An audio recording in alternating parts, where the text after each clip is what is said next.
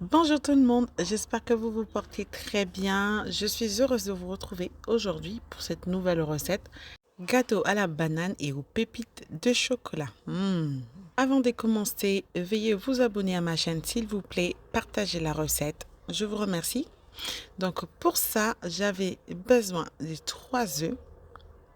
On va mettre les 3 œufs dans un saladier.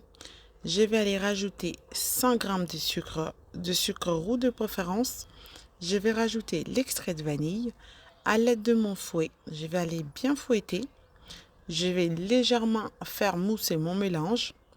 Ensuite, je vais aller rajouter 5 centilitres d'huile, de l'huile neutre, l'huile de tournesol pour moi. Mais vous pouvez rajouter de l'huile de coco ou du beurre si vous le souhaitez.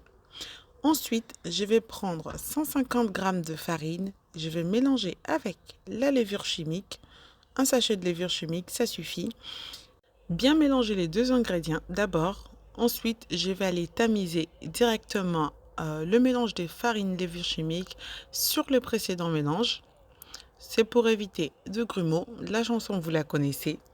Donc ensuite, je vais prendre mon fouet. Je vais aller bien mélanger pour éviter de faire de grumeaux. Mélanger rapidement. Comme je vous ai toujours dit, on mélange rapidement. Ça va éviter de faire des grumeaux.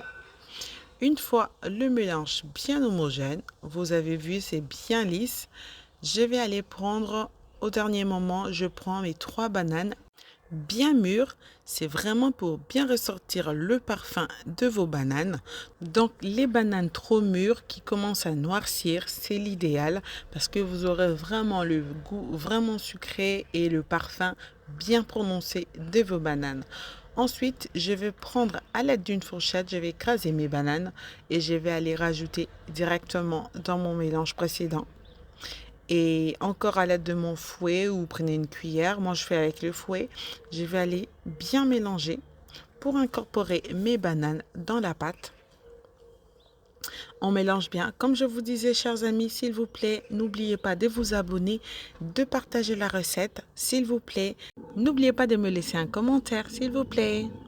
Donc, pour revenir à la recette, ensuite, je vais aller rajouter des pépites de chocolat noir.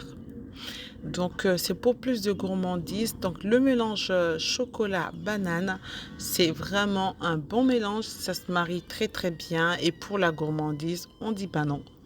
Donc, une fois bien mélangé, je vais aller prendre mon moule que j'ai beurré et fariné.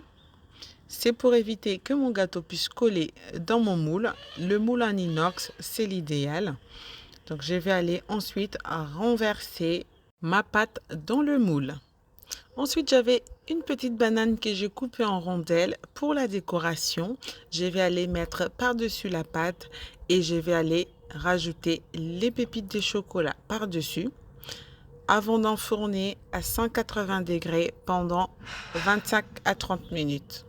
Donc, comme je vous ai toujours dit, le gâteau, on va piquer, ce genre de gâteau en tout cas, on va piquer. Et une fois que le couteau ressort sec, c'est que votre gâteau est prêt. Là, on a enfourné à 180 degrés pendant 25 à 30 minutes. Là, vous voyez bien, j'avais piqué au départ, il n'y avait pas, c'était pas encore cuit. Donc, j'ai laissé encore un petit peu et puis c'était prêt. Donc pour accompagner ce gâteau, vous pouvez le manger comme ça au goûter. C'est hyper bon, c'est pas sec du tout. Vous pouvez même le manger en dessert en rajoutant une petite boule de glace. Trop bon.